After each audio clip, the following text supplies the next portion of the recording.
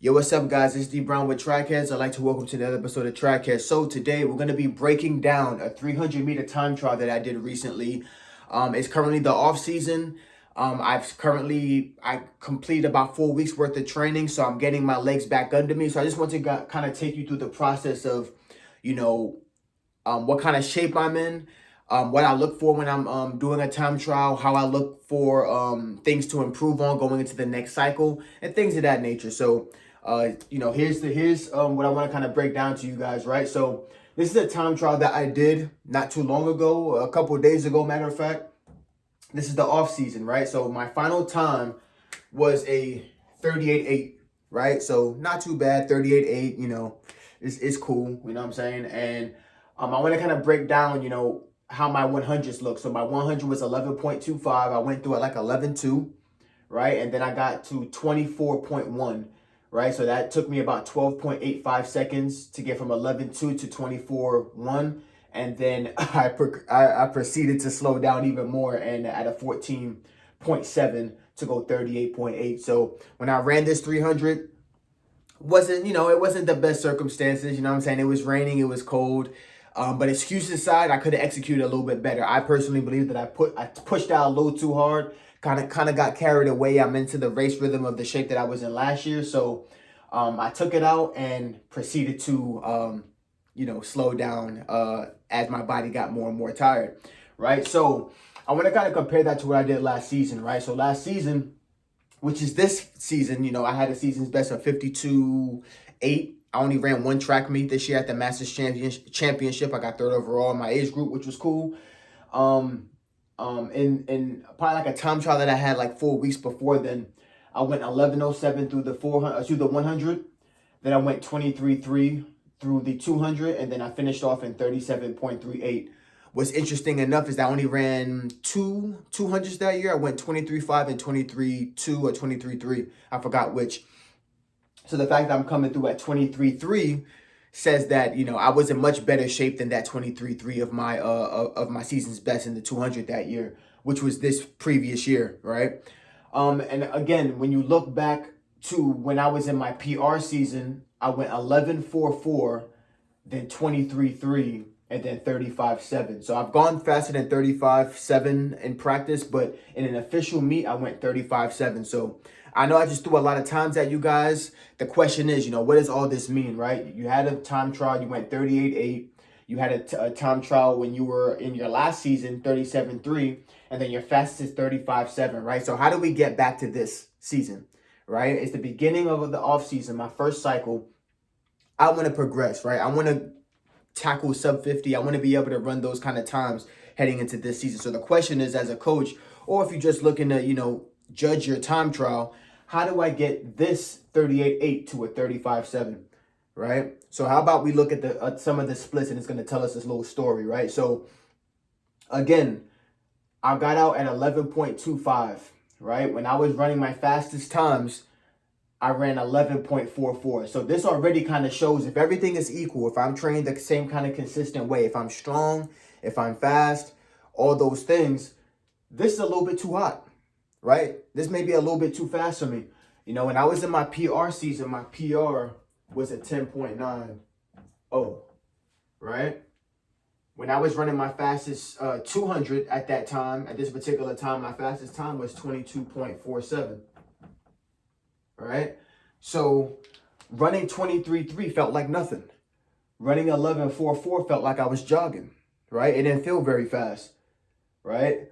If you look at this off season, I haven't really, I haven't ran any meets yet, but let's take it to what I did this previous season. I took it out in 11.07. I did not run a 100 at all this year, or at all last year, right? So 11.07, I took it out, right? And then I went 23.3. My season's best for the year is 23.2, right? Now, do I think that I was in better shape than that? Of course I do. But on paper, my PR, my season's best was at 23.2 seconds.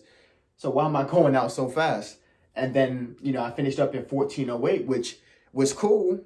That's me. I was doing a lot of strength work last year, to get to 37.38. But this 23 wasn't comfortable for my body. It didn't feel like I was jogging. right? So I think, again, when we're looking at how do we get from this 38.8 to 35, there's a couple of things I'm gonna have to work on in practice. That's gonna be the determining factor if I hit these times and have a better season. So again, 11.25, that's cool. It didn't feel very fast, but two things are gonna have to happen. Either I'm gonna have to slow down, or I'm gonna have to get faster, or both, right? I'm gonna have to slow down and not go out like a bat out of hell running 11.25, and maybe slow it down to 11.44, or I'm gonna have to get a faster time and maybe get into 10.8 shape or faster. Now, both of those things could be true, right? I can run a couple 100s this year and get my turnover to where it needs to be, where I can go back into the sub 11s, right? Or I can just slow my ass down. Because if you look at how these 300 meters are, I don't need this kind of speed to run sub 36. I don't. 36 is just 12.24, and then 36 is 12 per 100. So I don't need to be in 11.25 shape. So if I want to make adjustments, maybe I ran this a little too fast on the front end and I died towards the end. So again, either I can get faster, or if I can slow it down. And when I say slow it down, that just means maintain better pace, right? So maybe I run 11.5 to 11.6, right? And maybe that will give me a better effort and more distribution throughout the effort going into that 24, so that I'm not running no 12.85. Right? Because to go from 11.25 to 12.85, that's a lot. That's a big drop off. That's not good, right? We want to keep a consistent rhythm. If you look at what I did when I was in my PR season, this season I went 49.5, but I was able to damn near even split because I was fast and strong, right? So I go from 11.4 to 11.86 to 12.4. That's not much of a drop off. Between my last 100 and my first 100 is only 1 second difference.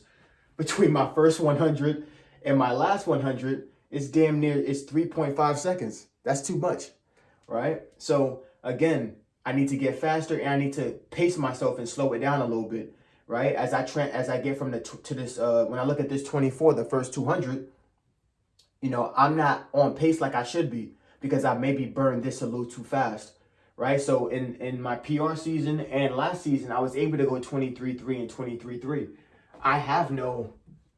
I don't have a season's best right now, right? I don't have a season's best. So in order to, again, get to this 35, this definitely has to be faster. It has to be faster. 24.1, unless I can kick to a sub a 12, which is probably not going to happen. I'm not even on the pace to go sub 36, right? So this has to get faster. This has to be, if I want to get to this 35, it has to be a 23.5 or faster, to ensure that I can finish in at least a 12.2, 12.3, 12.4 in order to get that 35, because this 14.7 ain't going to cut it. And this last 100, it's all about keeping rhythm and being strong. So that comes with 500s. That's going to come with 350 repeats, 300 meter repeats to be able to handle lactic. So like I said, when I'm looking at my 300 meter time trial and what kind of plans of action I can take to get better, these are the key factors I'm looking at. I'm looking to pace myself better, get faster, right? So I can better distribute my energy across the 100 to the 200 to set myself up for 23.5 or faster, so that I can make sure if I hit my split at 23.5, I have a great chance, a way better chance to hit my mark.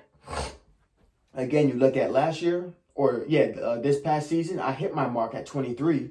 And I still could have finished a little better, but at least it gave me a better chance to be at 37 at this, I could have maybe hit 36, but, I still had to work on my last 100, but it gave me a better chance, right?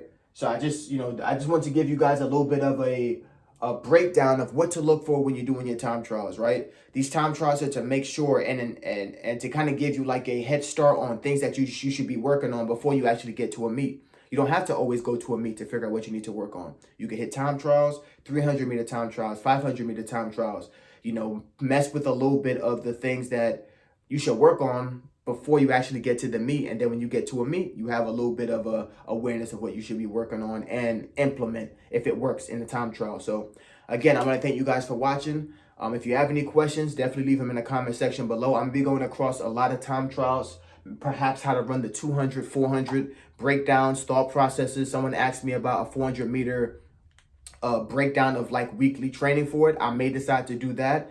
So just check it out. Leave a comment if you're interested in that. Check out my description. I do virtual training. I do personal training. I do performance training. So definitely hit me up if you're interested, again, in the comment section, or excuse me, in the description below. All right, this is D Brown with Track Headz. I want to thank you guys for watching. Peace.